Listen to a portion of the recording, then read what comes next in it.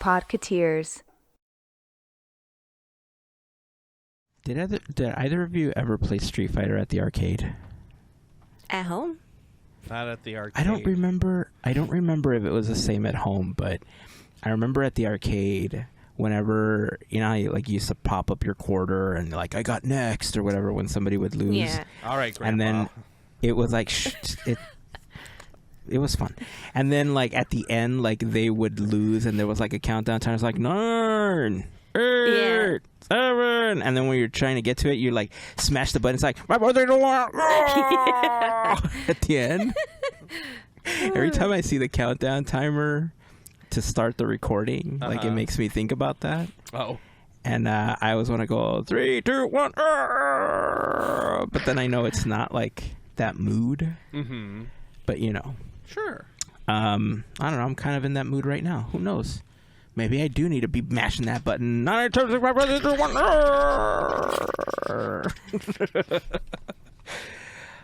Hey, remember I was talking to you a few weeks ago about the little Dole Whip thing, the water infuser, the flavoring. Oh, sure. And I was like, man, it'd be great if they had a caffeine one. They don't yet. Oh. But apparently, not sponsored, by the way, Crystal Light has a caffeinated orange flavor. Ah. Oh. And I mixed this with a squirt of the Dole Whip, and it reminds me of the orange Dole Whip they used to have at Disneyland. Oh. I have Disney World still. I know. I wish they had. Swirl. I know. And it is tasty. Nice. I am all for it. It is. I mean, it's not my go-to drink because I drink enough coffee, but I've had it a couple times now, and it is quite delightful. I am happy that I found this. That's Nice. good. Hey, it's Yeah. the little things. It is the little things, especially when some of the bigger things are like, what's going on? Oh yeah, when the world's on fire. Right? Right? Yeah. Let's see. So March Mayhem. It number one. Thank you everybody for participating. Yeah. This is the most participated March Mayhem we've had, with several matches going in super close to like triple digit voting. So I was like surprised and happy. I don't know if you can tell, but I'm trying to avoid getting to that announcement by padding what I'm saying. So if you're not watching, Andrew has a bobblehead of Chewbacca. We'll get to that soon. Yeah. So thank you to everybody that participated in this year's March Mayhem. It was absolutely awesome.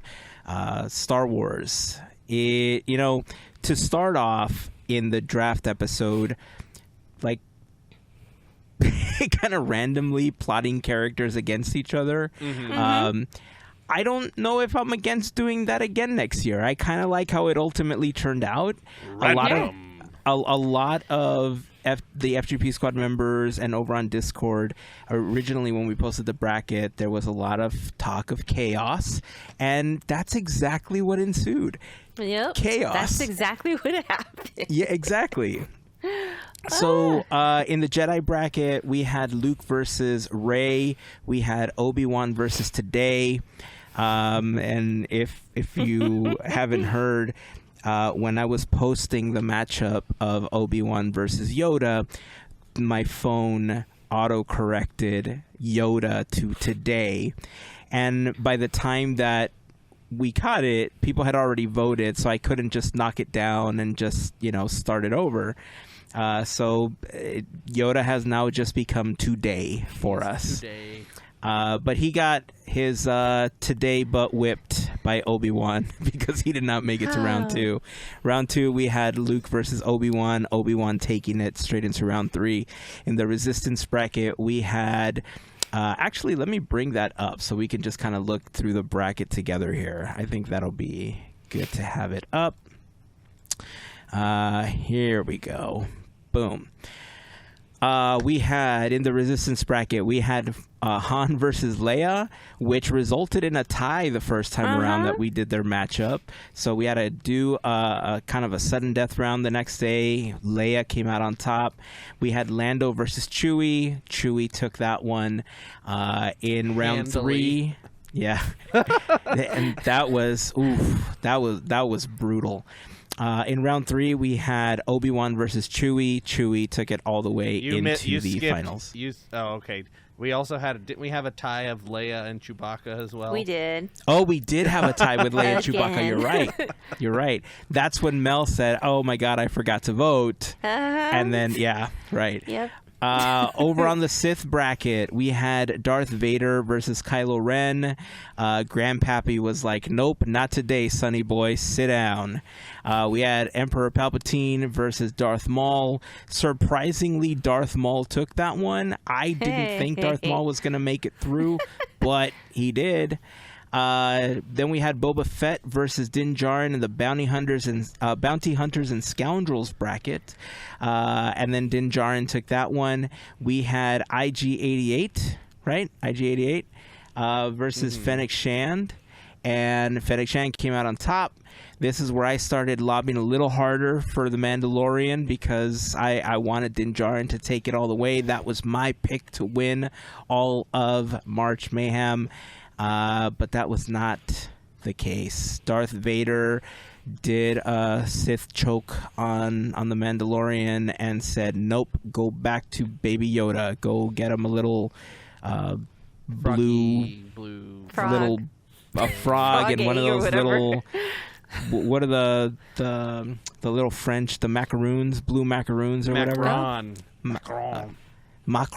No, he's the Canada guy. The macarons are the little cookies. Okay. Like the little filled ones with the almond paste. The macaroon is like a big chunky cookie. Oh, is it? I didn't know there was a difference. Yeah. I thought there was the same thing. So macaron is the ones with the right? almond paste. Those are the French ones. And then a macaroon is a different kind of cookie. So that's what what Grogu had. The little blue ones were the macarons. Yeah. Okay. I just learned something. All right. I need to have more of those, apparently. There you go. Next time I see them at Costco, I'm buying a box. That way I know the difference. Okay, and in the finals, we had Chewbacca versus Darth Vader. And Darth Vader could not hold his own against Chewbacca. Andrew called it. It was written in the stories, in the movies. It was foreseen and foretold that the Wookiee would win. And he did. Choo-ba-doo-ba-doo. Choo. I was not expecting that. I didn't realize he was going to have his theme song. That's now Chewbacca's let's get back to the subject. Choose on the set. Chewbacca's up in here. So I will be rewriting Shoop by Salt and Peppa to be about Chewbacca. About Chewbacca. Here we go again. Anyway. Yeah.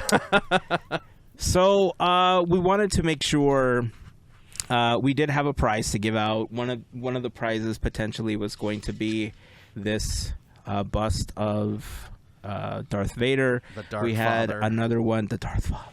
We had another one of today that was available if you wanted that one instead. You should make a little base for it that says today. I will. Yeah, or I'll put it in Sharpie. There you go. Wanted to Cross out a piece of masking tape over the top. It'll look like it got spray painted on top, like El Barto or something. Just like spray painted. Breakout. Yeah. So Andrew can't win. That's the point I'm trying to get to.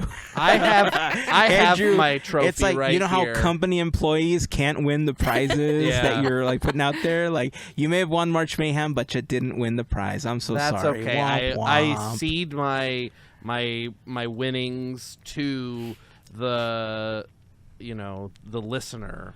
I think that is only fair. And That's you wouldn't great. let me do it anyway, but Well, I'm still going to be a I'll good tell you sport what. about it. I will send you a tiny version of that anyway. How about that? Okay, A whatever smaller you wanna do. version just to put it up on display. Or you could send me a Chewbacca because he won. Darth Vader. All right. Okay. You're the print master. I got Darth Vader. All right. You're the print master, my friend. Okay, so here's how we figured out who would win the prize, because Andrew was really the only one that guessed Chewbacca would take the entire thing. So we went back into the brackets that were submitted, and we gave 1 point for every one that you got correct. So in each one of the rounds, if you got 6 right, like I did, then you got 6 points. If you got what did you get, Mil? Like 4. 9 or something? 4. You got 4? You got less than me? Yeah. I thought Hey, I it's got better less than than 0. you. Wow. Listen, I didn't think I was going to do that well. It was job. either Din Djarin winning the whole thing, or I was going to lose horribly like I do almost every year. But yeah, hey.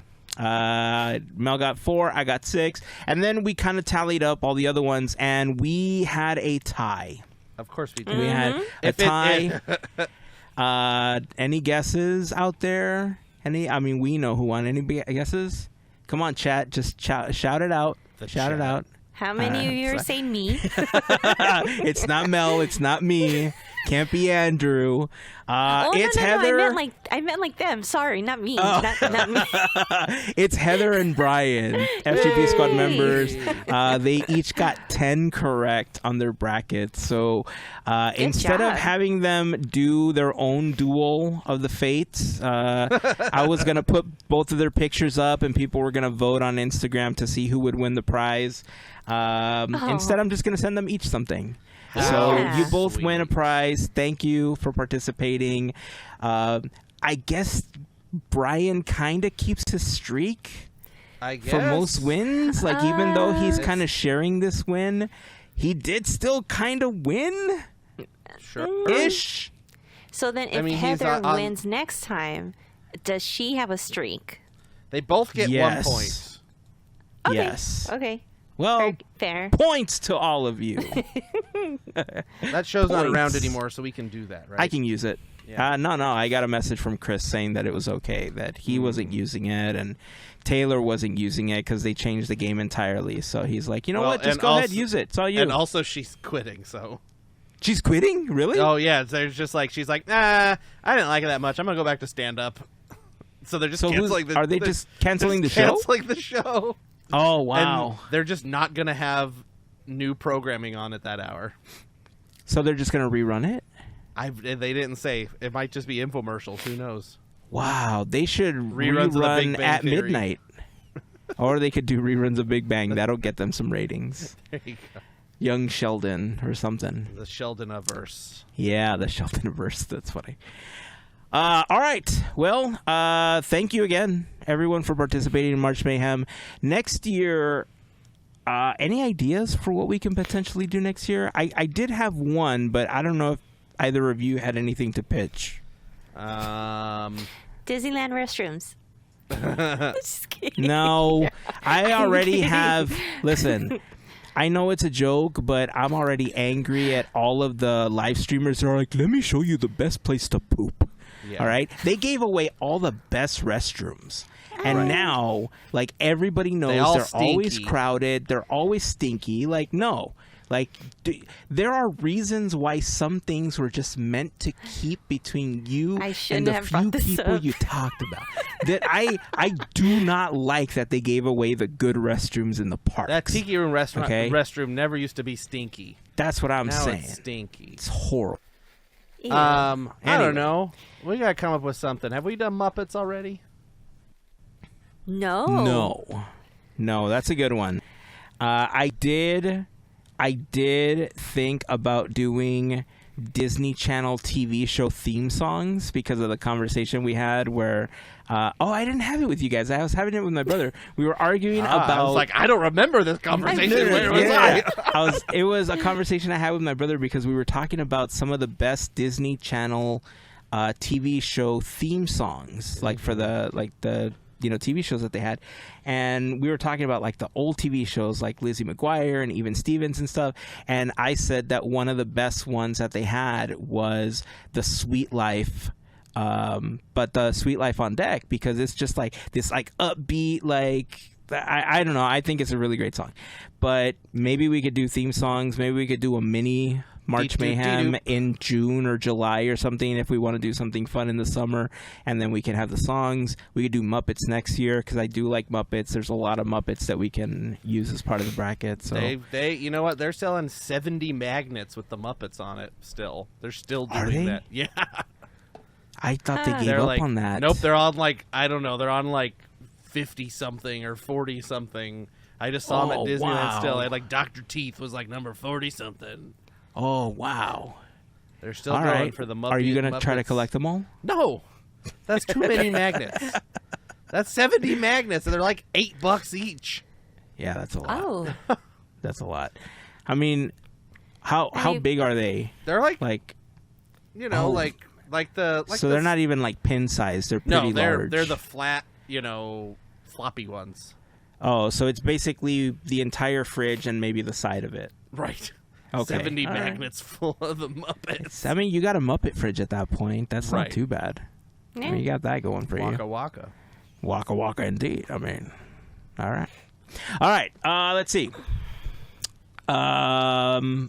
Epic Universe. Mm-hmm.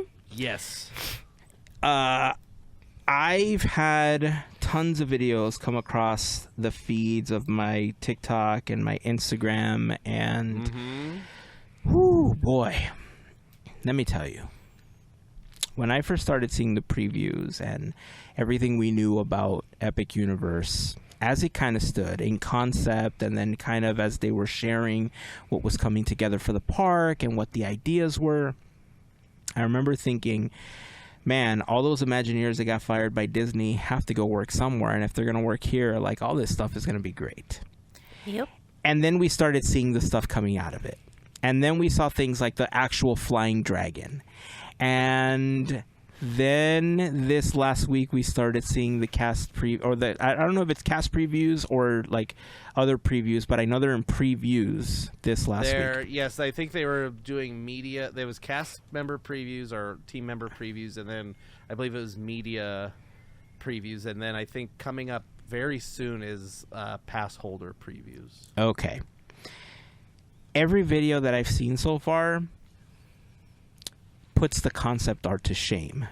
Right. It is so much better than everything we anticipated so far as execution, the look, the feel, just the ambiance, all in every one of the lands and the attractions so far. I mean, I want to hear both of your thoughts. What's come across your feed that's been a really standout thing? What are you guys seeing in your feeds? Basically, I'm seeing. Well, what we were seeing is the Darkmoor Frankenstein animatronic. We've seen that, but what I've seen is actually I have a friend who actually got to go to these previews, and he got to do the face makeup that's offered for adults, which is something I wish Disney Monster did. Makeup Experience. Yeah, this tell me more about like, this. The experience, I can read you the description if you want. Go for it. At Darkmoor Monster Makeup Experience, Dr. Pretorius' old lab has been converted into a parlor to continue the spirit of his demented experiments. Here, skilled artisans use their talents to experiment on customers and release their inner love of universal monsters. Be they werewolves, vampires, or something even more fashionably monstrous. At Darkmoor Monster Makeup Experience, skilled artisans turn customers... Oh, that's the same sentence again. Basically, you get the idea. Wait, so they're making you up real makeup to look like the monsters? It's like it's like Bibbidi Bobbidi Monster Boutique. What?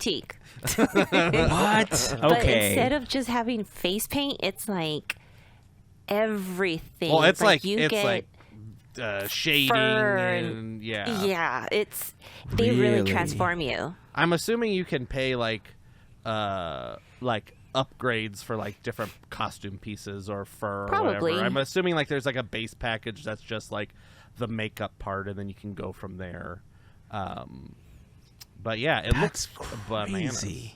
It's really cool. I mean, it's almost like having to wear a costume and you don't have to wait for October. You don't have to do all that. Like, you could, this land, you could just celebrate dark stuff. Like, it's so much fun.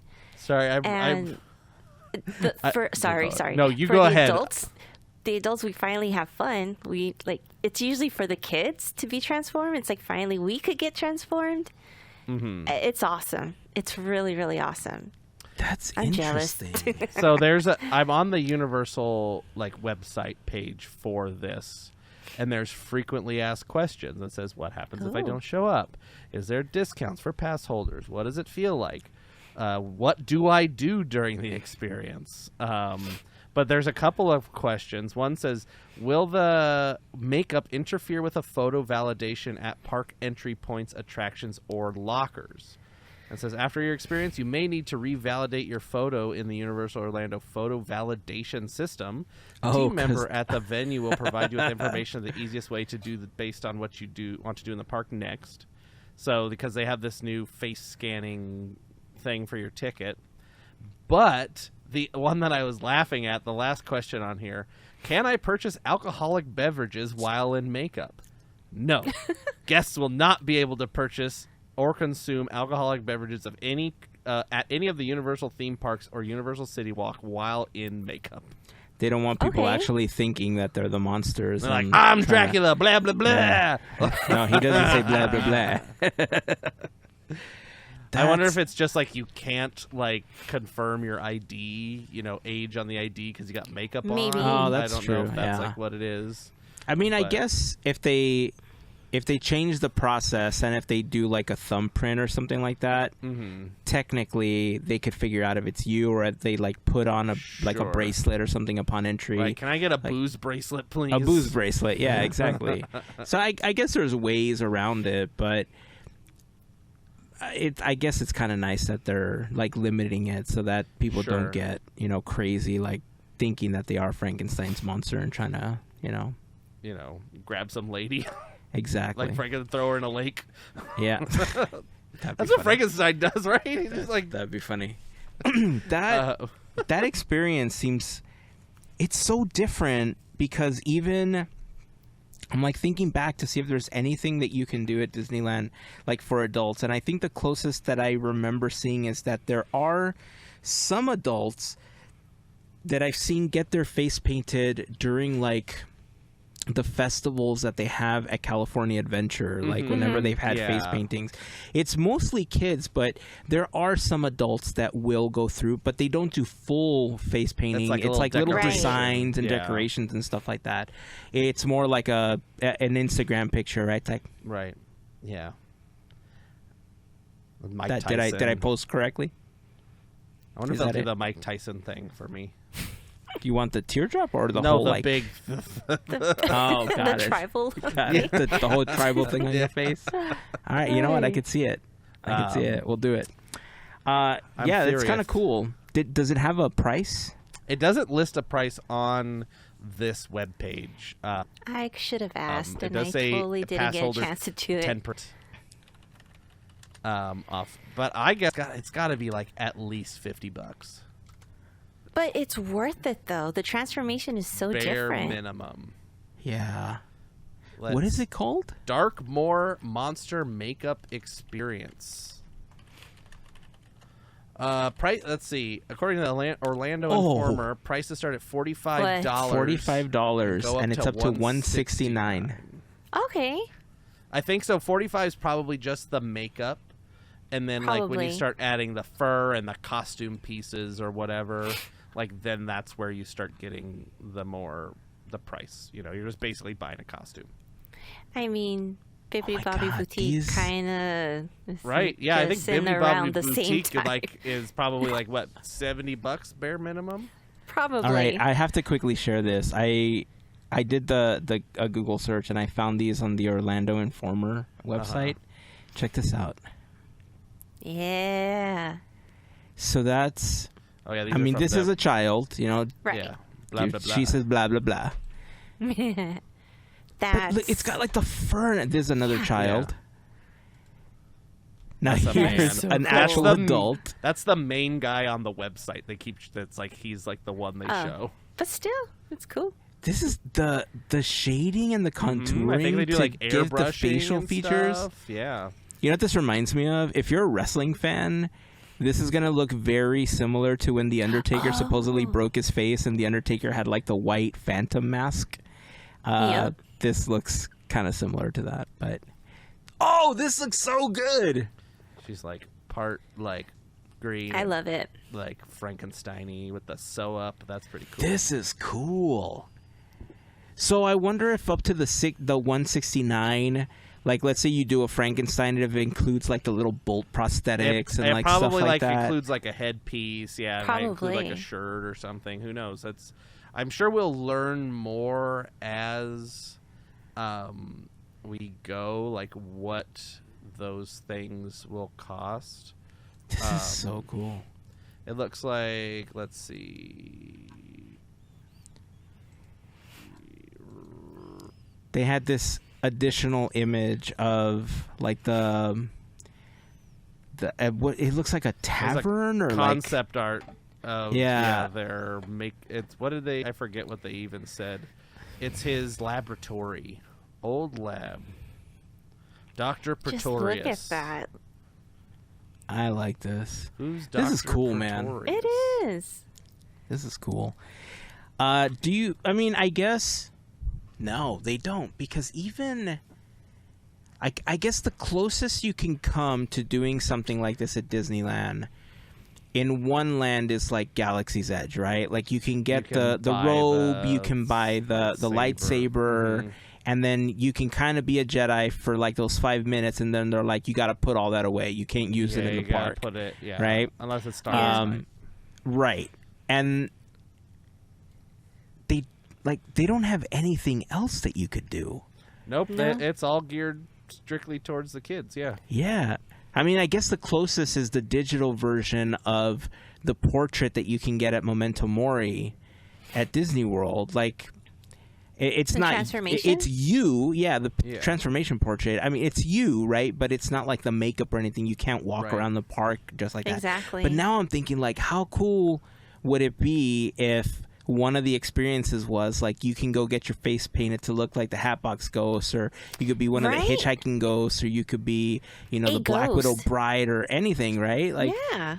that would be, or you can get like half pirate face and half like skeleton, like when the Oh, moon sure. hit, you know what I mean? From They Pirates did and like a stuff. pirate makeup thing for a while, but I believe it was also just for kids.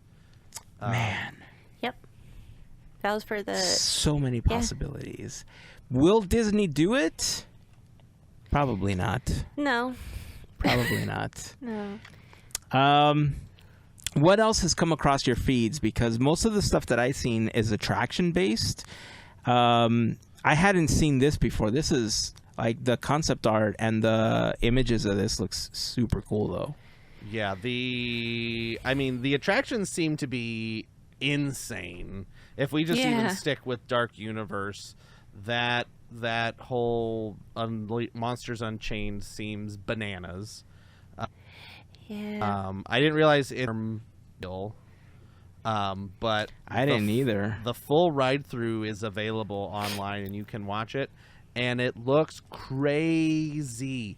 There are so many different effects. There's this like Dracula thing where he just legitimately looks like he's floating in midair. Nice. In this thing, it's very cool. There's two portions where it looks like he's floating. The Right. first one is when the he's big in the front of the circle thing. portal. Yeah. Yeah, it looks like a portal, and it's done so well that you can't tell like the arm that's holding up the animatronic. you can't like see you it. can't see it at all. It and looks I was trying to figure legitimate. out.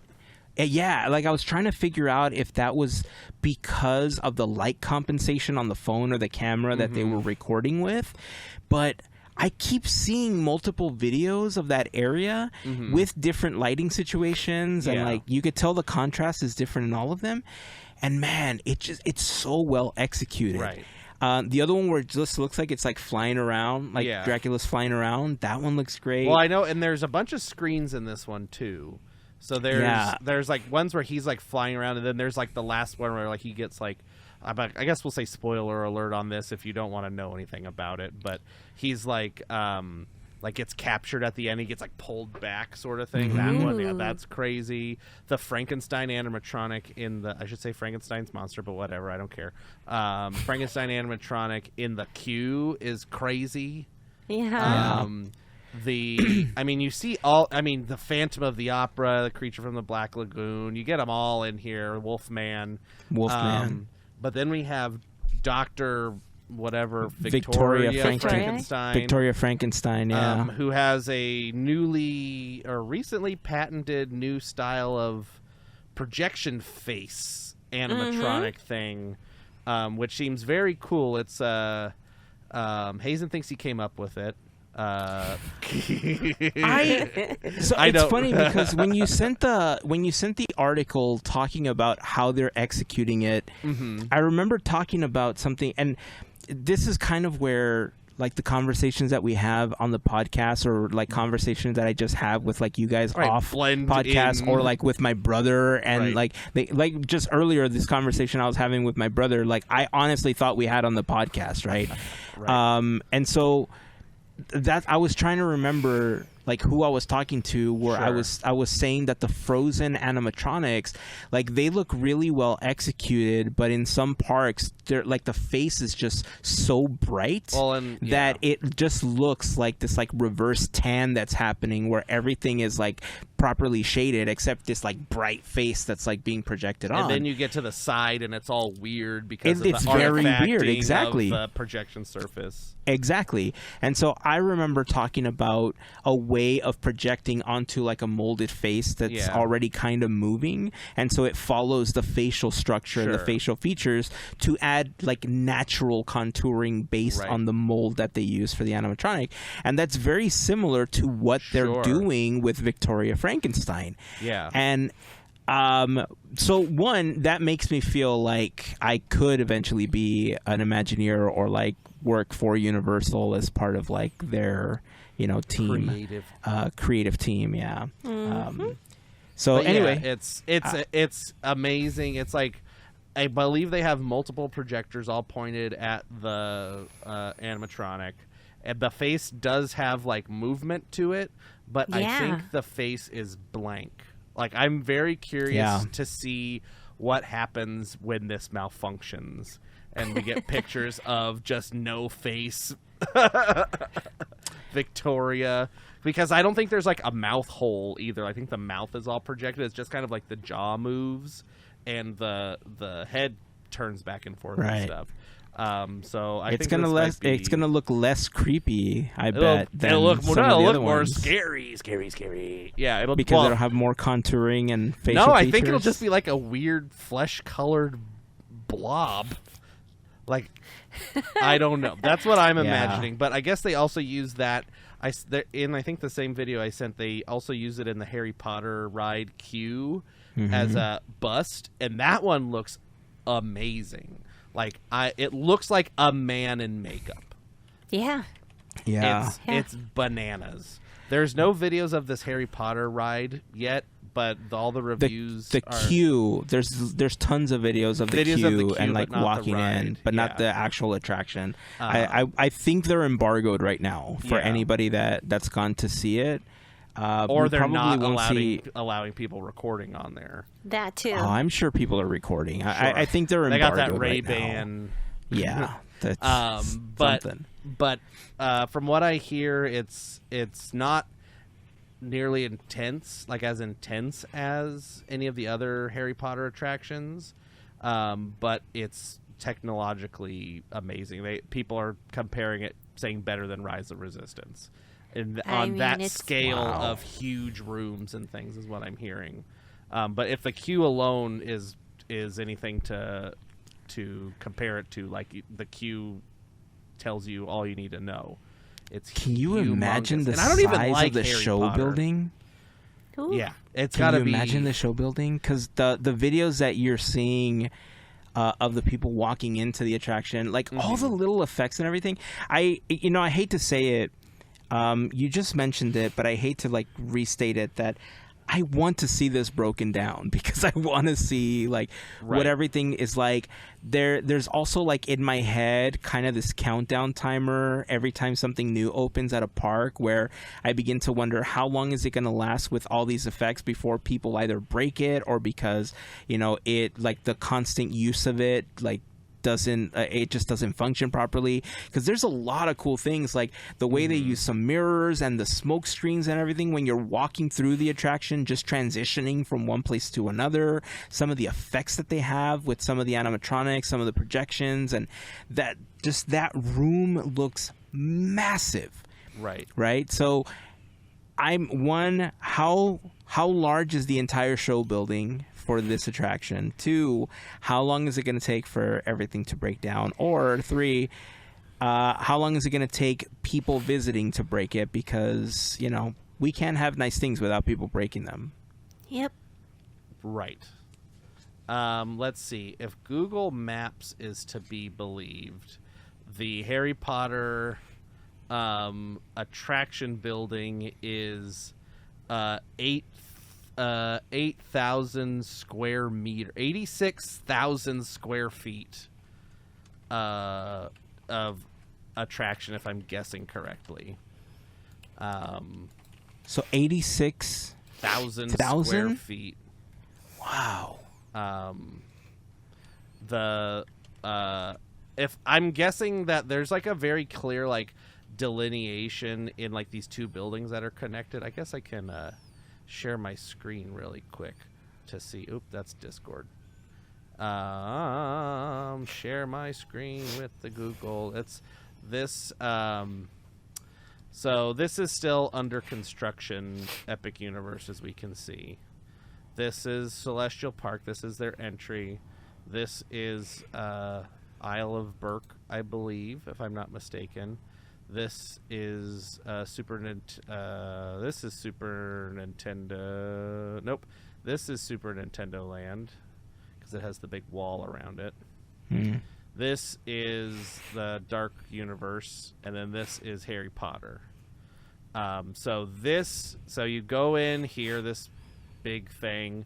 I believe you actually enter the show building, either this street or I think this street, because there's some big tent or something that you go into.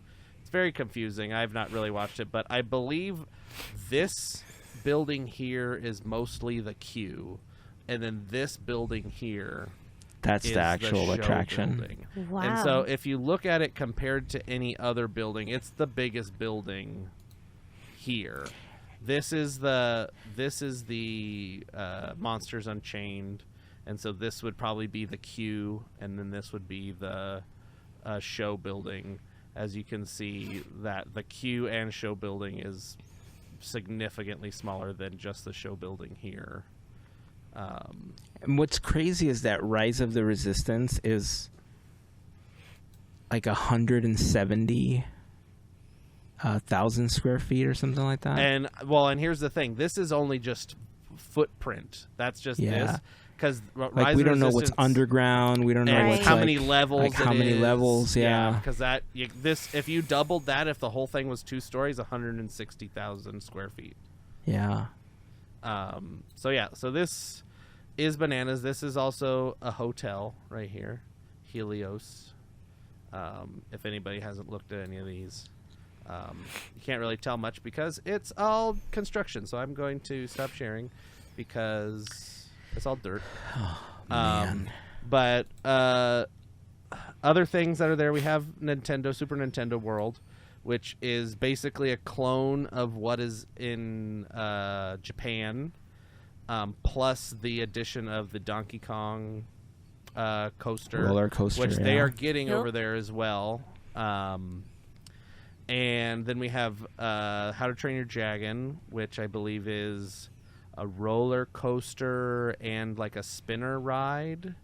And then there's a bunch, but they seem to have a lot of fun characters like interacting. Like there's like little shops with little Viking guys and things, and it's I've seen a lot of videos of like there's the guy that's playing Hiccup, the main guy from How to Train Your Dragon, and he's got the voice down. I saw the clip. Yeah. Like it's so good, man. Right. It's so good. Yeah, the Harry Potter thing. This is my one complaint about new theme parks, and I understand like how it is. It's like if you really count it out, there's what 1, 2, 3, 4, 5, 6, 7, 8, like 12 attractions at Universal Epic Universe. Yeah. Now that'll be a full day park because their lines are going to be so long. Oh yeah.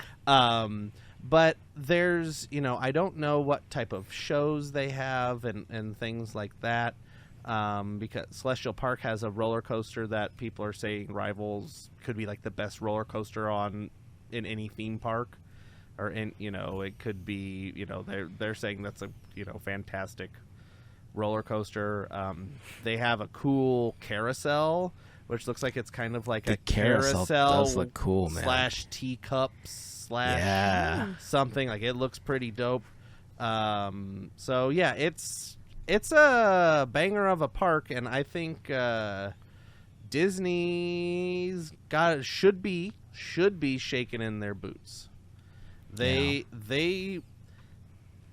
I'm not a huge Universal Monsters fan and stuff, but this is making me want to go, and I don't like being scared, and this is supposed to be a horror ride, and I don't like Harry Potter, and whatever. I don't care about How to Train Your Dragon, but it all looks so cool. Like the technology and the storytelling and the immersion of this theme park, I want to see it with my own eyes. That's the key right there, the immersion part of it. Right? Because I think you're right. I think there's a lot of people that aren't necessarily fans of these franchises, but they're going to see the experience and how much you can just be in the movie or be a part of this thing. Mel, I'm sorry. I think you were going to say something before I jumped in, but... Oh, no. I was just going to chime in saying that Universal is going to... across the pond, like they're going to be breaking ground for another park, and in England, yes. right? Yeah, yes. Yeah. Are they still doing the park in Vegas? It's not a park. It's weren't they going to do an experience in Vegas? Yes, it's more of a. It's like a horror nights experience, right? Yep. It's almost done opening this year. Let's see. Yeah, Universal's on it. Yeah, opening it's funny. 2025, August 14th. Universal Horror that's Unleashed. Coming up. A year-round crazy. horror spectacle. That's crazy. Okay, so I was looking at a map of Universal Studios Hollywood. Sure. And I was thinking, we've been talking a lot about potentially the Simpsons going to California Adventure or Disney bringing them, because the contract, I believe, still expires in 2028 for Universal Studios to have Springfield and the Simpsons as part of it. I always wondered, like, what could they potentially bring to that area? And now I think we had like speculated that they could do something like what they're doing with Epic Universe on a smaller scale, bring some of those attractions.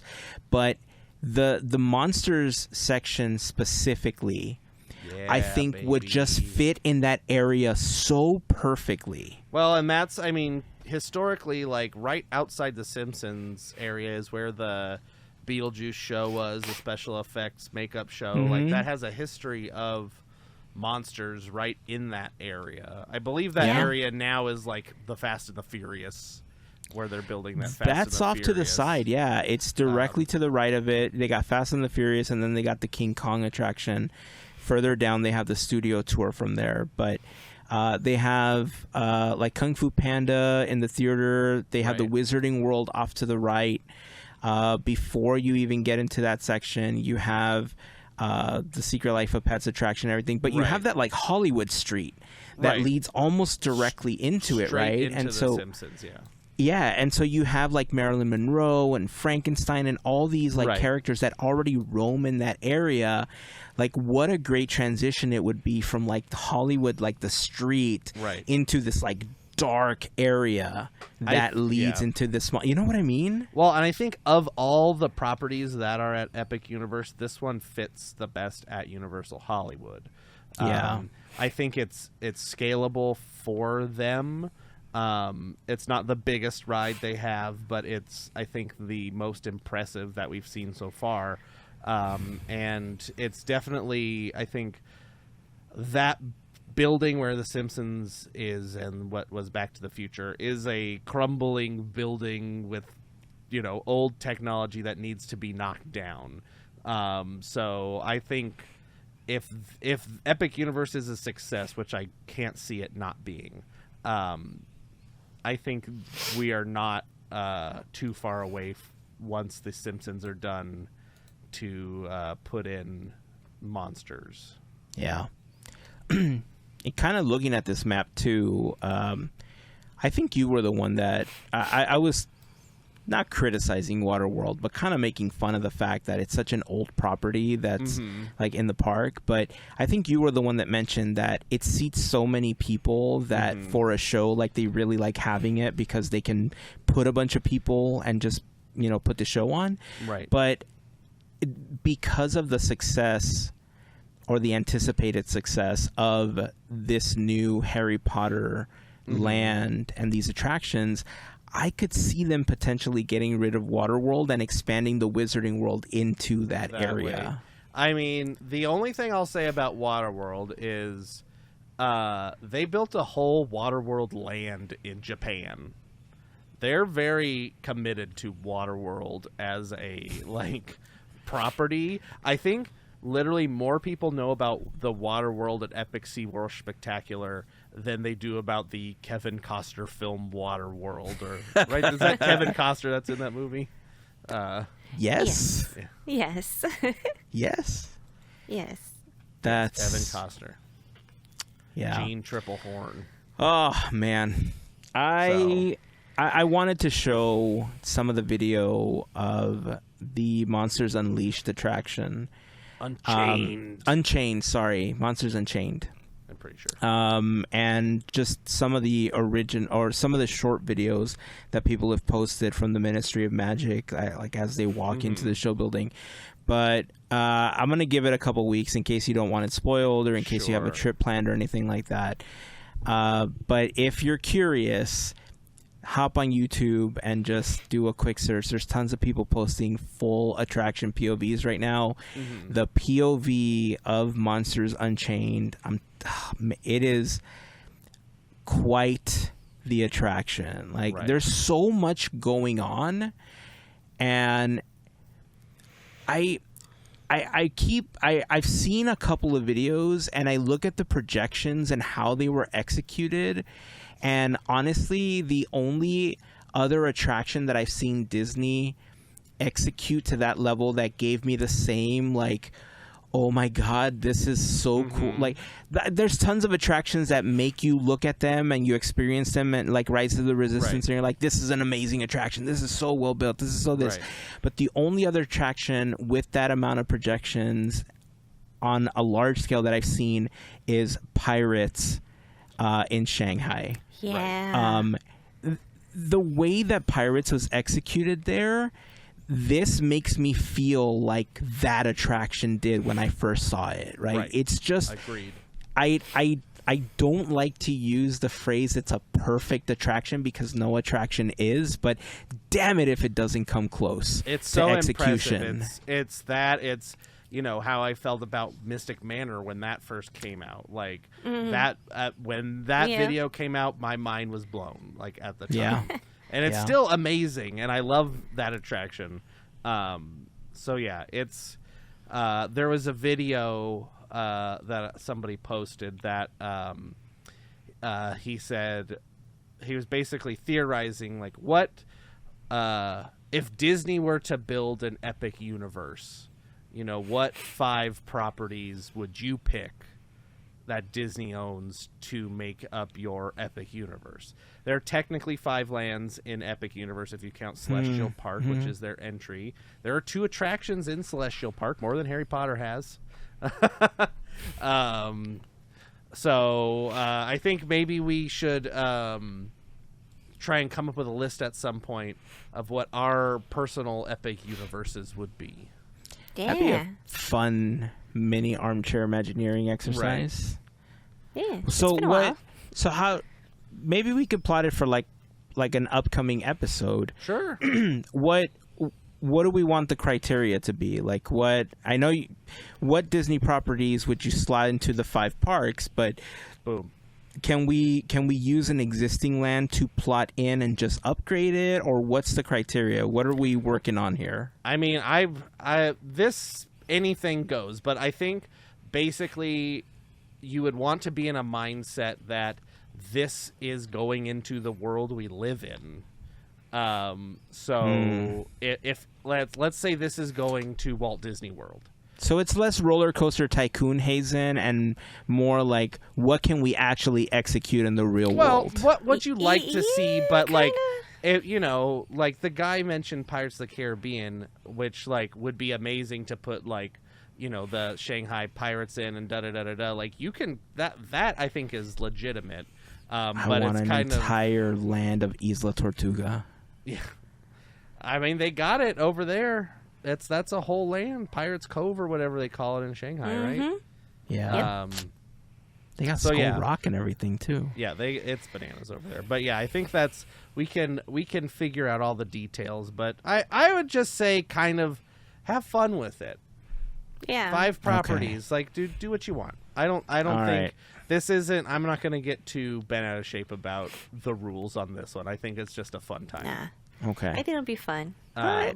Great. All right. Sounds like a fun topic. I like did it. look up the. I remember seeing a video of a pizza restaurant that they had in Celestial Park in Epic Universe, and it's called Pizza Moon, and it's just like all these like it's like the logo is like a moon with a pizza in its eye, and it's all this like it has all these like animated sculptures and stuff inside, like that flip around and move and reveal stuff. And they have quite a few restaurants, 16 restaurants and bars in Epic Universe. So real quick, they have the Toadstool Cafe, the funniest name that I think on this list, the Plastered Owl, which is a bar.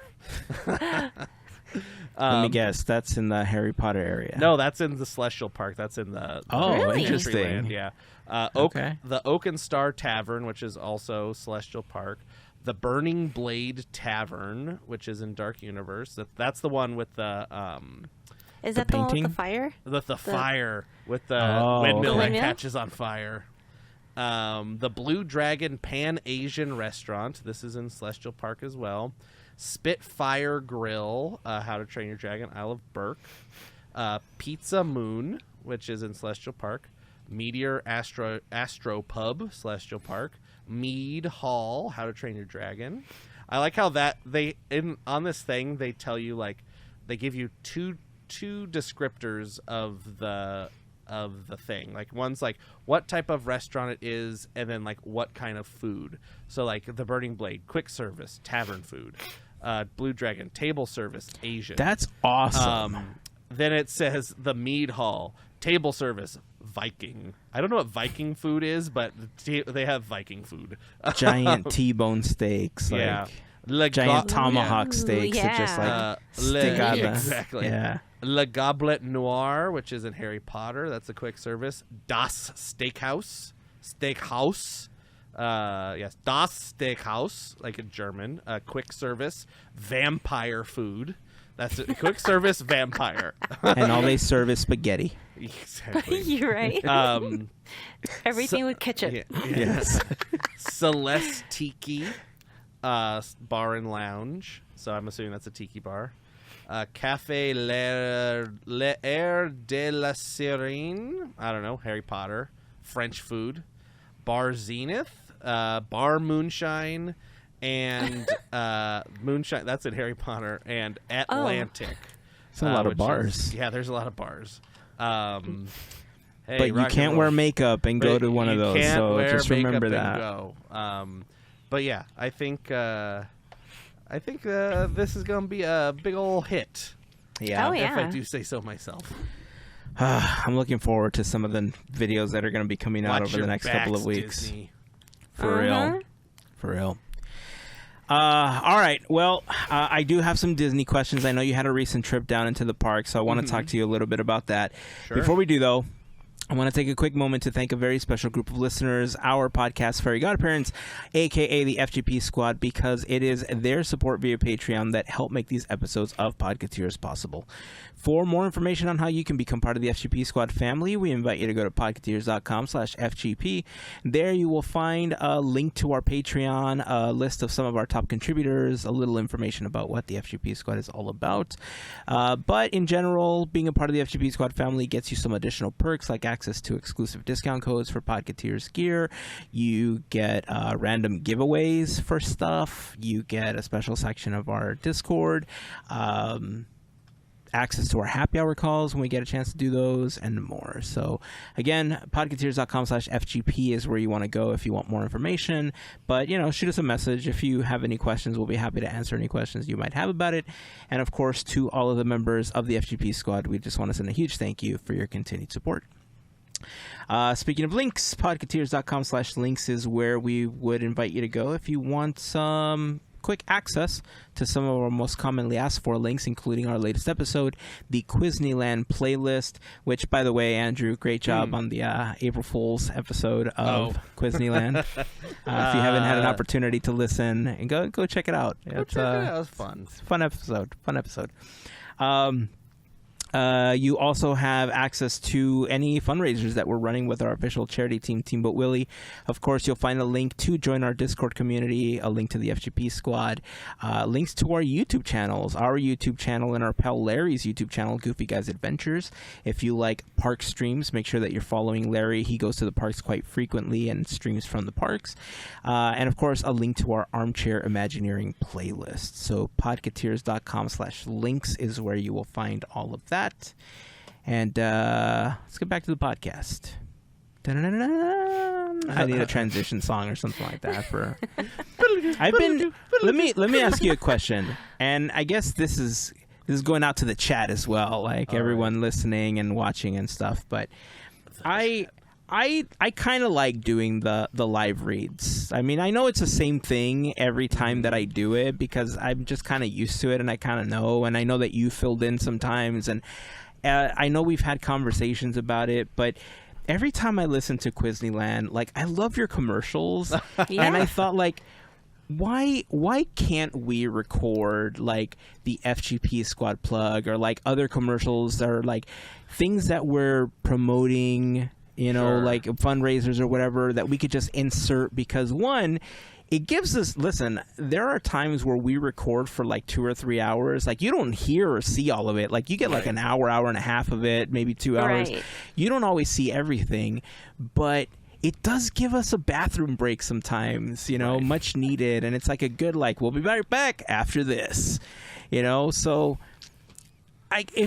if I guess what I'm trying to ask is if I pre-recorded like the FGP Squad plug or stuff like that, do you think people would be like, what are you doing? Do the live read. Like, how dare you pre-record this? I don't think, my humble opinion is nobody would care. I'm kind of hoping that's the case. I think most people do it. And I have to be honest, before when I was just listening to the show, that's when Andrew would hit 15 seconds, 15, and back to the show. Okay, here we go. We're back to the show. Because it was the same every time. So It is the same. And and that's if you kind of why listen I feel to like it can be recorded, right? Sure. Because it's Right. almost verbatim every single time. Like maybe the cadence changes a little bit, or Throw maybe in we a add a thing little here bit or extra there. here and there, Yeah. depending on what's going on, or if we recently sent something out, or we have a contest or whatever. But I But don't we know. can There's always this- Or do we that help right at in the it. end of the pre-record. pre-record, and we're back, and we also want to thank so-and-so for joining the FGP Squad or whatever, whenever that happens, et cetera, et cetera. So I say, I guess poll, make your feelings heard in the comments in the Discord. If you have strong opinions either way. If we hear no opinions, then we might record it. I think I think it's not a horrible idea. I like that route. If we don't hear much about it, then we'll give it a couple weeks, because usually people are like a week or two behind sometimes. So I want to give it a little bit of time. So I'll give it a couple weeks, and if I don't hear anything back, I am going to very strongly consider just pre-recording all of that and inserting it during the editing process. Nice.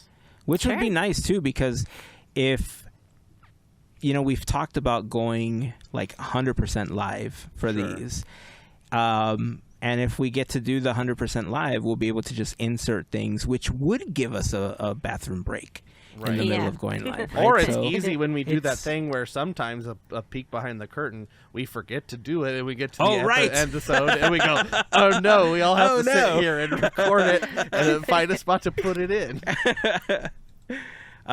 Much harder to do in the video version, by the way. I know it was easier when it was just audio. Right. And, anyway. Cool. So I'm going to consider that. Sure. So anyway, let's move on. Disneyland. You recently came down. I'm sorry I didn't get a chance to meet up with you. I was kind of bummed out because I had some stuff I wanted to give you and not have to mail it, but I wanted to see your face when I handed it over. If you mail it, I will not open it until we are on camera with each other. Okay. I promise you that. Deal. I will wait. I think I can hold off. Okay. Because I'm almost done with what I've been making for Mel as well. Excuse me. And I'm actually quite happy with how Mel's You've been showing gift me, is. And I think it's coming out pretty cool. I'm really happy with the latest version of it. Mel's gift has gone through 7 iterations. 7? Yeah, now it's 7. But I think this you can one, sell these. But this latest one, the way that I designed it and the way that it was printed in order to add what I wanted to add to it, it facilitated the new print facilitated adding that additional thing. Sure. And it just fits. Okay, I'm gonna finish it and just send it to you. Anyway, all right. Disneyland. Yes. How was it? How were the crowds? How were the attractions? How did it smell? All the stuff.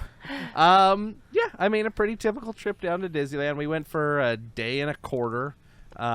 We just did a quick weekend trip. Drove down Friday night. Did a whole day Saturday and a couple, 6 hours on Sunday, and then drove home. So a little short visit. What can I say? Disneyland has their new. They're starting to roll out their new turnstiles. These are the face ones, right? They have facial recognition. The first day we went, I think only one of the bank. So, from what I remember, there's like 3 banks of turnstiles at Disneyland: center, left, and right. Maybe it's 4. I think it's 4. I think there's 2 left of the center gate, 2 right of the center gate. The 2 left of the center gate, if you're looking at the train station from the Esplanade, have been changed over to the new ones. The one just to the right of the gate is behind construction walls right now, and then the farthest one down over by the stroller rental place is still the old turnstiles. And let me guess. Of all of them, only one was working, and they were forcing everyone to go through that single one. No, so what it looked like was only one of them was actually doing like the thing it's supposed to and using like the screen, because it has like so basically it's like a little screen that you see that you scan your ticket under, and then it has a camera on it and it finds your face and whatever, and then there's a cast member on the other side looking at another screen. And that was the one that we happened to get in line for. All the rest of them have all that set up, but they just had cast members on chairs with the phones taking the picture, and then the gate would, scanning the ticket on the phone. But we went through the new one kind of by accident. And so the process, I don't know if it was just because they were down a whole bank of turnstiles, but it was very backed up. So I don't know if that's just growing pains, lack of turnstiles, et cetera, et cetera, Probably. et cetera. But the process did not seem, especially in that morning time, didn't seem to be making sense to a lot of people, especially that had day tickets that needed to scan their get their photo taken. And there would be like, okay, the mom has all the tickets on the phone, and mom scans her ticket first and goes through. They make her go through the turnstile, and then she'd have to come over around the weird side gate and scan all the other tickets from the back side while all the kids waited outside of the gate. Yeah. But then on the second day, I saw somebody's ticket come up where they scanned the ticket and like 4 bubbles popped up, and they could all 4 take their photo before they went in. So I don't know what's going on with some of that.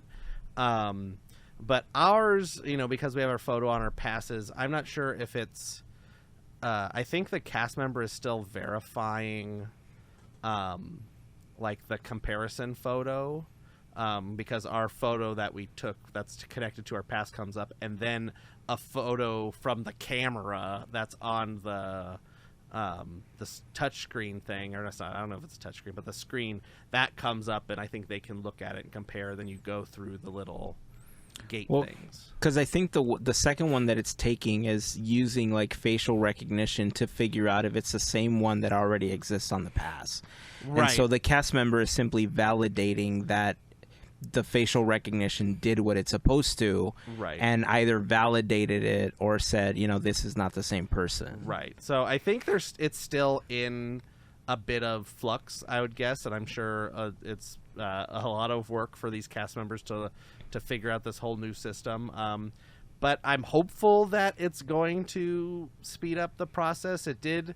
It looks like it's making the folks that's in wheelchairs or has strollers and stuff, you don't have to go through the separate center gate. You can just go through the little flappy gates that they have because they're wide enough for all of that. So I think net positive in the end, but it's, I think, going to have some growing pains when it comes to that. But they look cool.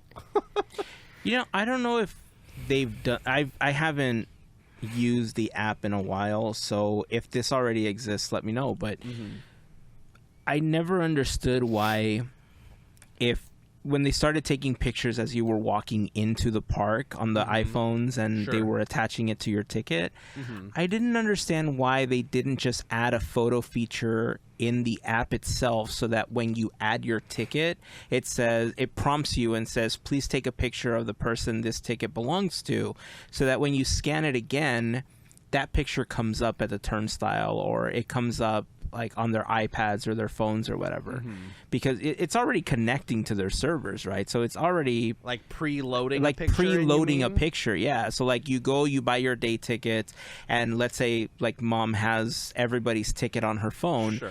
When she adds each ticket, it says, who does this ticket belong to? You can add the first name and take a picture of them. Same for everybody else. And when you go and you scan them at the turnstile, or you show them the cast member, before they had the face one, right, the cast member would scan the ticket, and then the picture would just come up preloaded because they already took them. Sure. To speed up the process. Plus it also helps if you lose your kid in the park, you also have a most recent picture, you know what I mean? Well, you have that regardless, because they take the picture at the ticket, the turnstile. Yeah, but you also have it handy. If you go, they have it at the turnstile. Yeah, exactly. Yeah. What good is a turnstile photo if you lost them in Fantasyland? Right. Right? So yeah, they should I think half of what you are saying is something that they should consider adding. I think being able to preload a photo on the ticket, I think they're avoiding just for user error of like, all right, I have 6 kids and I mixed up which kid this is, because you type the name in or whatever, and like Jeff's picture is with Cindy's photo and da-da-da-da-da, and then also like people lying and be like, oh, I put the wrong picture at home, this is actually this, and da-da-da. So they're trying to, like, I think, avoid fraud, quote-unquote fraud, with all their rules and stuff. That would be my guess why they are avoiding letting people pre-add a photo. I think there's ways to do it, like you could do it day of, for instance, right? Yeah. Like once you're in, you know how there's certain things that you can do when you're in the proximity of the resort. Sure. I think you could do the same thing. The app will Sure. pick up a geolocation and say like, oh, you're at the turnstiles, to help like speed through this process. Please take a picture of, and then it shows you the child's name or the family ticket member's name, right? And it's like, holder's name, yeah. are you sure this is this person? Sure, yeah. Yes, and then you confirm. Then please take a picture of, and then the next person pops up. You know what I mean? Right. So yeah, no, that makes sense. I think there are ways that they could get. I get what you're saying, but I do think that they can find ways to work around that. Well, their app is also busted, so who knows? Wow. The app sucks. But the thing where they already have, like, even if they don't do that thing you're talking about, they have the photo of each person that they take, and it is connected with your ticket. So when you open the app, that photo should be there, like you're saying. Like that should, even if they took that photo, even like if they took it, they should transfer it over. that should be in the, like, connected with. I the didn't even ticket. think about that. That would also work. Yeah. So you have, like you're saying, you have a lost kid or whatever, be like, here's the photo from this morning. Yeah. It's on the ticket. I can prove, et cetera, et cetera. So that, that's not a, I think if they can get their app to not be so horrible in some aspects, then maybe some of the stuff can get added. But other than the turnstiles, Indy was closed. Small World was closed. What else was closed? Something else was closed. I don't remember. But it was a pretty regular trip. I got my wife was able to get the Max Goof as Powerline popcorn bucket. Nice. I got the coaxium sipper because I thought that was funny. Okay, cool. From Galaxy's Edge. Let's see. Oh, we got to ride Haunted Mansion with the new bride. I was like, I have to do this. And, I will tell you, I hyped up the bride and all these videos and everything, and how cool it looks in the videos and how I think the technology works. And in person, it just looks like a projection. It's and it's like real far away, or at least it feels really far away. Wow. No. And so it feels small and far away. And I still think it looks cool in the videos. And I think there's more technology going on there than it looks like. But in person, at least the one time I got to ride it, and I'll be, I can update as I keep seeing it. It just kind of looked like a projection on a screen that you can't see. Like, it definitely looks like it's floating there, but it was a little more disappointing than I thought it was going to be based on the video. No. So that's sad. disappointing. It's, I'm hoping that. Wait. Okay. Wait. Sure. Before you say this next thing, Okay.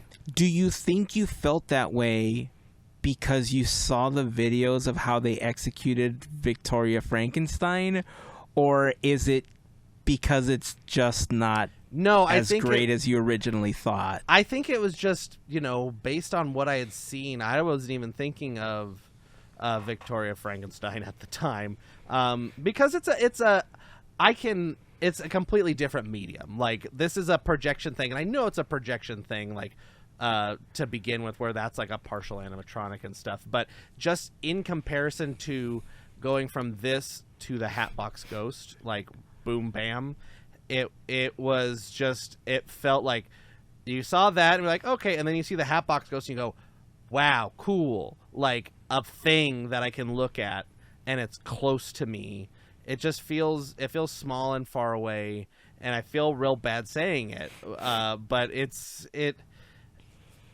I'm sure they did what they could with the spaces and the budget they had, but it feels like even if that was like 5 feet closer, if there's some way they could bring that effect closer to the vehicle, it would read so much better and you could see some more of the detail. But but I'm wondering if the reason it's far away is because it ruins ruin the illusion. So that's kind of the balance that you have to do when you're creating effects sometimes, which stinks, but I was all excited for it too. How was the lighting? Do you think that if it was slightly darker, they could have gotten away with more, or it felt very like balanced and everything looked good.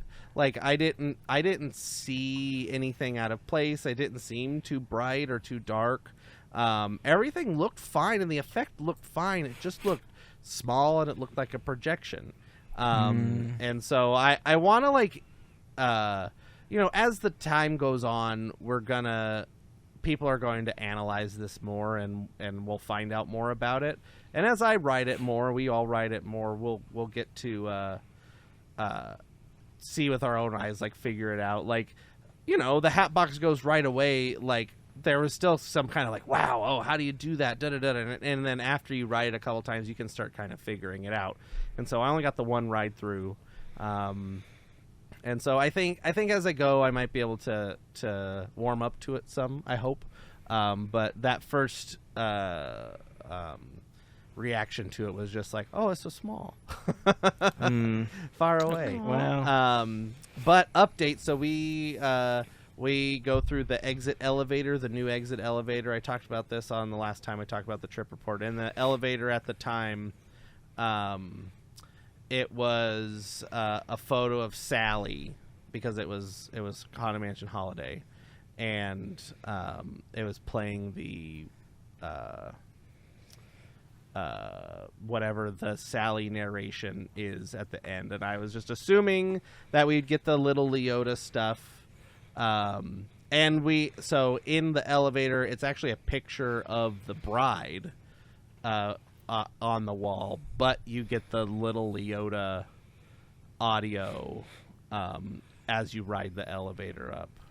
Is it a photo of the current bride, or like a stylized painting? It's the stylized painting of the I think it's that concept art.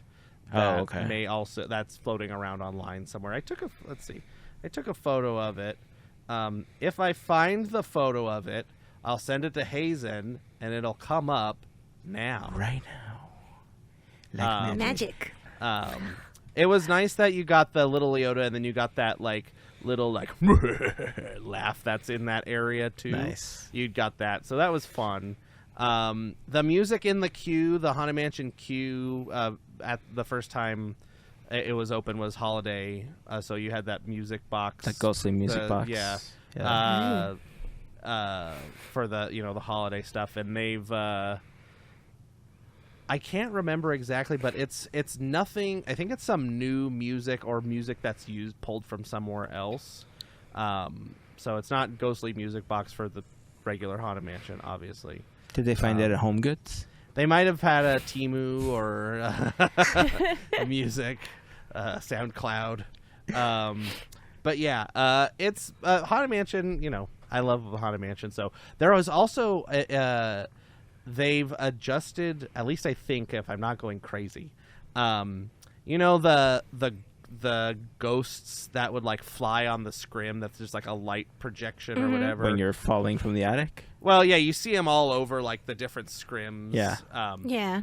Those have been updated, I believe. I think they're using projectors now as opposed to like a lighting effect, because they come out and they kind of disappear in weird angles and things, but it's also like 10 times brighter than it was. Nice. But they're still like kind of just apparition, like cartoonish style ghosts. I think the ghosts are still in the similar style, but I think they've updated. If I'm not gone crazy, anyway, I have to go back and look at a older video. But I think they've updated those effects, and some of the lighting in there looks to be freshened up a little bit since the holiday stuff. Sweet. But yeah, that's Haunted Mansion. What else did I do? Did you visit the barn? I went into the Haunted Mansion, Leota's barn. Very small. Wow. All the photos make it seem like it's this big sprawling thing. But if you think about like the space that it actually was, what was there before, there it makes sense that there's not a lot of space. Yeah. It's basically like the outer walls all have stuff, and then there's like a center like display that's a standard whatever, and that's it. And then the cash register in the back middle. Wow. They would have been just so much better using one of those super large carts that they have at Downtown Disney with merchandise. Well, and what's so unfortunate is, you know, a third of the store is Nightmare Before Christmas, like just all year round. I understand. Hear me out. I understand Nightmare Before Christmas has a place at Disneyland as merchandise, but when we are not in Haunted Mansion Holiday, can we just have the Haunted Mansion store be Haunted Mansion stuff? And you can get your Nightmare Before Christmas at any other general retailer in the resort. I agree with you. Isn't that what Le Baton Rouge was supposed to be? Right. Well, I was going to say. What's funny is, so we went into the Leota's barn or whatever it's called. What is it? Something Beyond, Visions Beyond, Somewhere Beyond, no, Somewhere Beyond, Something Beyond, whatever. Bed Bath and Beyond, Bed Bath and Beyond. Trumpet, Trombone and Beyond. I don't know. Tarot card Crystal and beyond. balls, tarot cards and beyond. It's so it's where was I going with this? Right side, as you're walking in, the right side is all Haunted Mansion stuff. The left side has a smattering of Mansion stuff, and then the rest is Nightmare Before Christmas. But it was very funny that they still have the store that's near Pirates of the Caribbean, La Baton Rouge. That is still open with Haunted Mansion merchandise. And there was Haunted Mansion merchandise in that store that was not in the Haunted Mansion store by the, That's usually the case. The attraction. And I go, why does the store next to the ride not have everything you have for that ride? It doesn't make any sense.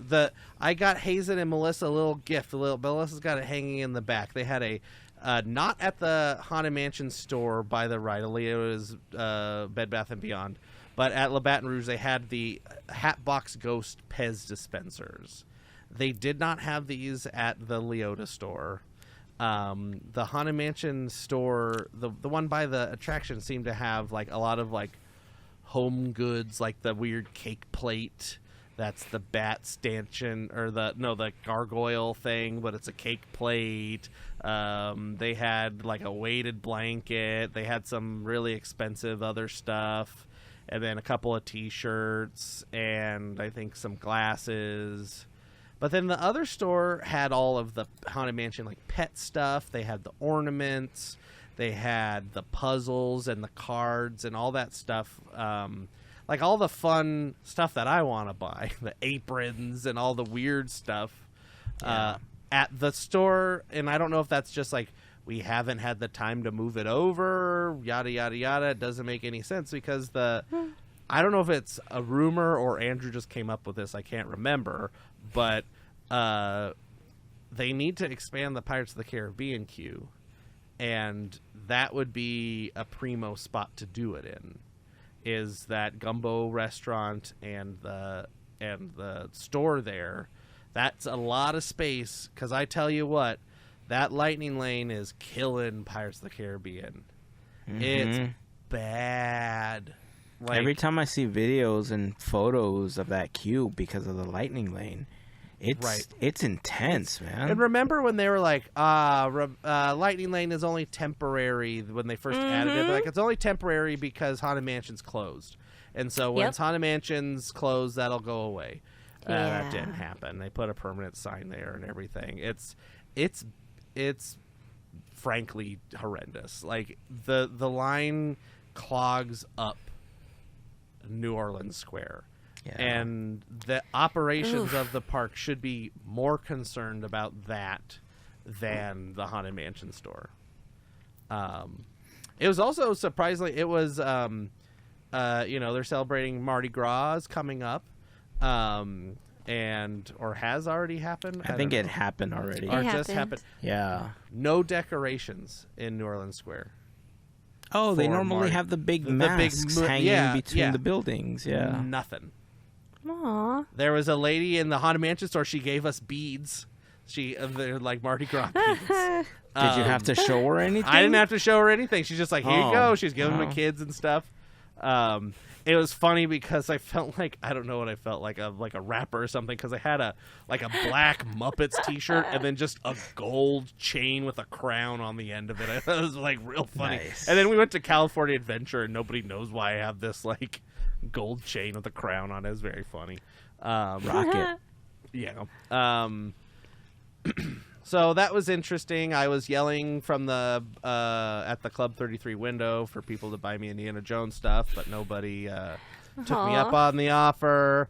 That's still Did out. you see, by the way, that the Disneyland app now has information on how to become a Club 33 member? Which is just kind of like what was on the Disneyland website when Yeah, like, you could. It but just they says, made like, it available now so that you could tease inquire. people in. Yeah. Right. If you have lots of money.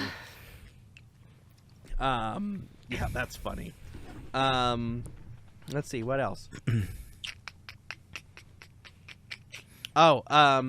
We saw the Star Wars projection show that we had talked about. Oh, yeah, right. yeah. The, How was that? Visions of the something, the Skywalker Visions something. of Today. Right, something. Whatever it's called, Visions of a Hoping something. I don't know. Something Visions. I think that's part of it. Was cool. I will say that. Was cool, was worth. What do we got, Heyzen? Did you find it? Visions of a memory of a Sudoku puzzle that I did in the newspaper. Shadows of Memory, a Skywalker saga. Shadows of a memory. Shadows of memory. Okay. So anyway, we did that. We got there, I think like 40 minutes early, and it was already packed. And we were at the back. Pro tip, if you want to see this, go there early and try and get on that upper railing that looks down on the Millennium Falcon. You'll have a great old time. But we were kind of in the back, kind of under the little archway thing that's there. Right before Oga's Cantina? Right, but Okay. all the way to the opposite side. And it takes place on the rocks that are up above the Millennium Falcon. And a little tiny bit on the like wall of that building. So the farther, the more you can see all of those rocks, the better. We ended up in a pretty decent location. And yeah, it's longer than I thought it was going to be. It felt about 15-20 minutes or so. Okay. It was funny though. It only covers the first two trilogies, and it kind of just jumps and skips around. It's very interesting. The Skywalker saga, they just end with like Ewoks basically. Interesting.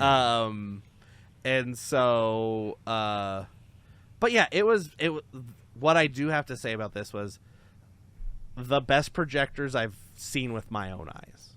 Okay. These projectors are insane. I don't know if they just have like 100 of them pointed at this rock formation, but they were so crisp and so bright and detailed. Like, the rocks looked like they transformed into the things that they did. I'm wow. so glad you said that. It was so cool. The projections were amazing. It was they did a fantastic job on these projections. There's parts where like it looks like the rocks like crumble away. The crumble, and right? Like it's falling yeah. apart. Yeah. It just looks like it's happening. Like That's awesome. I was riveted to the projections, and there's like a narration, and the guy's going like, okay, and so the father did the thing, and the it's very vague, like a storyteller guy, and you get some of the music, and it's a lot of just kind of like static images and like fading between different things, and the effects of the rocks doing the thing. So there's not really any like video clips. It's not like a clip show. It's more of like a, I don't know. It's I think it's just trying to be kind of vague and also kind of vaguely like storyteller, ancient time, cave painting, kind of Okay. that kind of vibe, if I had to say. But there's still like a lot of technology going on there, and then at the end there's just a video of a guy. It's like the whole time you don't see this guy, and then in the last like 2 seconds there's like a video pops up of this guy, and he's got like his eyes like blindfolded or whatever, and he's like, all right, whatever, like lift up your light, and then everybody brings up their lightsaber, which was pretty cool, and something, and may the force be with you, or whatever he says, and then you see him for like literally 10 seconds. I'm like, who's this guy? I want to know who this guy is. Interesting. Like, I don't know if he has a name. I don't know what. He seems pretty cool. But there's just like, it was all this stuff, and then this video of a guy at the end that was cool but confusing. But overall very cool. If you have a chance to I think it's temporary. I think it's through. It's only for Season of the Force, I think. Yeah, Season of the Force. If you have a chance to catch it, I would recommend, because right now a stinker fest of a show, Mickey's Mixed Magic, I know Heyzen likes it, but is playing at Disneyland. I did actually forego Mickey's Mixed Magic for this. Well, I mean, if you hadn't seen that one, like, I would forego Mickey's Mixed Magic to go see this, Of course. And I think there's only 2 show times, and they're not concurrent with the fireworks. They're like before. I think it's like 8:30 and like 10, okay, or 8:30 that was going to be my and follow-up. If they mixed it like something. we thought they were potentially. So yeah, there's no do. fireworks. It's just a projection thing, and then or maybe it was like 7. I don't remember. Maybe it was 8 o'clock. I think it was. Like, I would way have away to from the imagine fireworks. that the additional light from the fireworks would ruin the projections. Yeah, it 'cause- probably would. So, but it Yeah. was. I highly recommend it if you can get a spot on that upper wall. I didn't personally get it, but from seeing it, I think you would have the best viewing experience if you can watch it from there. Yeah. If Nice. not, just it's very, as long as you're not a short person or like bound to a wheelchair or something and stuck behind somebody, if you can see the mountain, the rock formations, you're fine. Yeah. Because everything's so high up that you should be able to see everything. It's not like the castle where like most of the time, like the castle's like way far away, you can barely see it. Like this, you're kind of squished into that area. There's only so much space, and so if you're in the space and you can see those rock formations, you'll get the full thing of the show. Yeah. I have to. I'm glad that you said that it looks so good in person, because it kind of just goes to show like what we were talking about earlier, where whether it's at Epic Universe, the one thing that I always wonder when it comes to videos in low light is how much is the device that they're filming this on compensating the contrast, or how much are they boosting the contrast in post in order to post this video to make it look better, right? So that's why earlier I said I had watched several videos of the Monsters attraction to see what kind of find like a middle ground to figure out some of the like the projections and animatronics and stuff. But this one, the alcove that it's in is so dimly lit to begin with, and part of what ruins the like the main street projections is that there's still a lot of ambient light coming from the shops and from the restaurants and everything. Kind of so washes them out a little. it washes them out a little bit, yeah. But here, who knows? They might be using the same projectors for all we know, but because the light is so much different and it cuts off the ambient light from the parking structure and from the street behind it and everything, that it just looks that much better, right? So, Yeah. because the projectors I remember back in the 60th were really good in some cases. Like when they were projecting onto the Matterhorn, for what it was, the Matterhorn projections looked great because there's not a lot of light shooting up in that direction. Right. Right. So yeah. I mean, so it's all about, you know, number of projectors, number of lumens, quality of lenses, type of lenses, et cetera, for your light. Because, you know, if you can kind of think about it like a camera, if you have a camera brain, basically like the more light that you can focus onto a point, the brighter it's going to be. So if you have like a wide angle lens, you know, let's say a 50 degree lens, that's going to spread out all of your light across that whole thing, your projector surface. And if your surface is a lot smaller than that, then you're just wasting a lot of light. And so if you can narrow that down to the smallest amount that you need to cover what you're trying to do, you get a brighter and crisper projection because you're using the full potential of the projector to do what you're trying to do. And then you can then from there layer projectors on top of each other to double, the triple, quadruple the brightness. It's all compounding. That if you put two projectors on top of each other, it's going to be theoretically twice as bright as it would be just with one projector. So I have a feeling that they have quite a number of projectors on this, and they have quite a number of what do I want to say? Oh, and they're quite bright. I think they're, and because this is a temporary installation, this may be a rent. Like they might have rented the projectors. So like for the castle show, I'm sure that's a good point. I'm sure they bought those projectors because they're installed into the buildings and stuff, and so renting versus buying is a whole different market where it's like, you know, we're doing this thing, we have this much money to spend, what's the best thing I can get for my money? And if a rental place had some pretty good projectors for what you're trying to do, hey, you ended up with something real cool for the 2 months or whatever Season of the Force is running. But hey, if they keep those projectors around and keep doing stuff on those rock formations, I think we're in for some treats, because that was fantastic. Oh man, there's like, I just want to go to the park, man, just that much more right now, just to see that. If all I went for was that, I think I would be happy just to see that show. Yeah, it was pretty stinking cool. Let's see, I'm trying to think of anything else. Oh, it was the Food and Wine Festival was going on. Anything good? California Adventure. My wife tried most of the stuff. I tried she got it's like a Dole Whip cheesecake or something.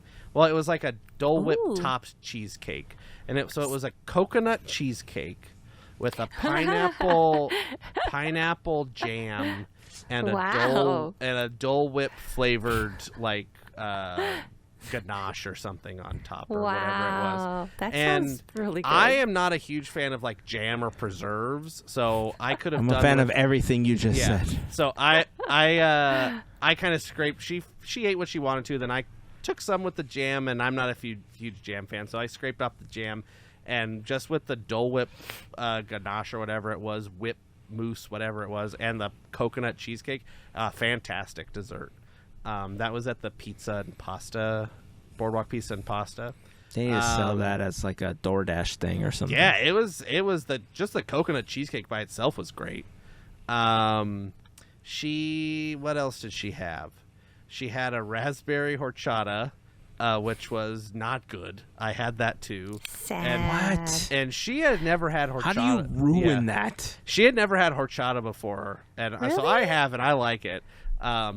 But I'm not a raspberry fan. But I tried it anyway. I just wanted to see it, and it was just like, I think somebody went a little heavy on the raspberry syrup or something in it, because it just kind of tasted like cough medicine or whatever. It wasn't like fresh raspberry or anything as far as I could tell. She's still gonna give regular horchata a try. So she's like, I want to Good. try what it should taste like. I was like, you'll like it. It's Does she she like will. tacos?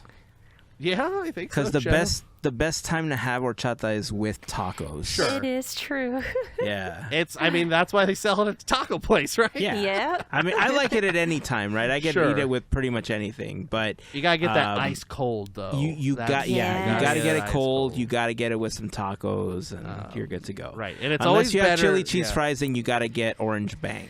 It's always like- better if it's in one of those pumper things, the circulating thing. Because I went to there's like some Mexican Ole restaurants ones. where it's like in the in the like soda machine. No, it's got to be the Not- slushy, the one Yeah. that's circulating like a slushy. like yeah. at the In-N-Out lemonade Yeah. machine and all. Yeah, The you gotta get that difference, stuff. the difference between those, by the way, is Uh-huh. that when it's on the like the fountain fountain? drink version, Uh-huh. it's a syrup that they're using, and it's Sure. usually a really heavy syrup that's Right. very, very cinnamony. Sure. To the point where it's not good, Right. And the other machines There's, like, are usually using real, like the stuff. usually they have Yeah. the real mix with the rice and the actual cinnamon Right. and stuff like that. Right. If they're going old school version, Right. So that's why those are so much better. So Yep. if you can find one of those machines, get one of those. Get some tacos. Let's have see. a good time. I'm trying to remember what else. She got a cobbler. So it was like Peach? a berry. No, it was like a blueberry, blackberry cobbler or something that she liked. Wasn't boysenberry because that's down the street. Wasn't boysenberry, I don't think. That's down the street. Hazenberry. There was a like a citrus cooler, kind of some sort of like lemonade-y cooler drink that Like she cactus cooler? It was pink. I remember it being pink. Oh, I wonder if I can find DCA Food and Wine 2025 menu. I don't really care what color it is as long as it tastes good. She liked that one. Let's see. It wasn't this. Is this a pink one? A Huckleberry Citrus Cooler. Huckleberry and Interesting. agave syrup, grapefruit soda, lemon and orange juices, and Gold Peak black tea garnished with orange wedge. That one really did. You could taste the tea in it. Okay. And then, here's the cherry cobbler, pot de creme, vanilla custard, cherry filling, and oat crumble. Now I want some There dessert. there or was something. one more thing I believe she tried, but it was this because she didn't. It was too strong for her, and I ate it. The Mickey-shaped macaron made with Snickers. It was just like this Ooh. big. Macron. Yeah, it was just like a big Mickey-shaped Snickers bar, basically, and she can't Like do the Hulk bar, or what's it called from Yeah, the Choco Smash. the Choco Smash Choco bar? Smash. It was like Yeah. a cookie, but it just basically tasted like a Snickers. Like it was. Interesting. It was pretty darn good. She can't do a lot of the like very rich, and this was like a very, very like rich Oh, wow. chocolate like flavor. So she got a couple bites in and said, "That's enough bites for me." And I went, "Yum, yum, yum, yum, yum. I'll eat the rest of it. Thank you very much." So yeah, there's some other stuff. A lot of drinks. I did think it was funny that they have all the sign work for these booths has really hit a peak, because they used to just have like the plain sign. It was all the same font. It was just kind of like a rectangle with the name. They've got all these themed signs. Like they've got motors on them and stuff is spinning and they're 3D and stuff. Interesting. There's one called Golden Dreams, and it was just Aw. it just looked like the attraction Golden Dreams with the rounded what's Little Mermaid now, but painted like that with Golden Dreams. They had like Peppers Caliente or something. I don't remember what all the names of them were. Let's see, California Craft Brews, Cluck-a-Doodle Moo, Garlic Kissed, Golden Dreams, LA Style, Mercado de Antojos. I don't know. I don't speak Spanish. Antojos. That's Well, a word. I'm glad they did something to Peppers dress up the Caliente. booths. Because, I mean, got dressed up menus, and then we got Epic Universe at Universal. So, I mean, it makes sense so that we they got did something. Disneyland's It's got some something. cool signs. Yeah. The Epic Universe has a windmill that catches on fire. Yeah. Like, Yeah. I mean, they did it. Yeah, Good, we good evened job. each other Yeah, out. We just need fire. All right. Any final thoughts about your Disney trip before we wrap up for today? If anybody out there still wants to, has a chance to go to Club 33, buy me the things. Let me know. I'll Venmo you. Or if you want to take me for my 33rd birthday, that is this year, to Club 33. My birthday's in May, but I'll go anytime as long as the Indiana... Well, I'll go anytime regardless, but it'd be preferable if the Indiana Jones merchandise was still there. That has nothing to do with my trip, but I'm just putting it out there again, just in case anybody forgot or they didn't hear the first time that Andrew's really trying to get into Club 33 to buy some Indiana Jones merchandise. And maybe have a steak or something. Yeah, whatever. Who cares? I just In wanna the buy Haunted this. Mansion booth. Yeah, whatever. I just want to buy the Indiana Jones stuff. In the Haunted Mansion booth. Sure. Indiana Jones booth. All right. Well, thanks for the trip report. I'm glad to hear that some stuff went well, especially the projections at Galaxy's Edge. A little bummed about the bride, but one of these days I'll get a chance to see it in person, and Sure. I'll be able to tell you what I think about it. We'll Judge see. it for yourself. Be Judge your it for own myself. judge. Exactly. All right, that's going to wrap it up for this week. If you have any thoughts or comments about anything that we talked about in this episode, make sure to join us over in the comments section over on YouTube. You can also join us on Instagram. We're going to be over on Blue Sky as well. We'd love to have you as part of our Discord community. Remember, podketeers.com/links is where you'll find all of the doobly-doos and the doobity-dubs, the clickety-clickety-cock-click-click. I'm tired. I think it's time to go. What do you think? Yeah. It's time to go? All right. Let's get out of here. All right, that's it. That's going to wrap it up. Until next time, keep dreaming, keep moving forward, and always remember to pass on the magic. Have a fantastic week, everyone. Bye.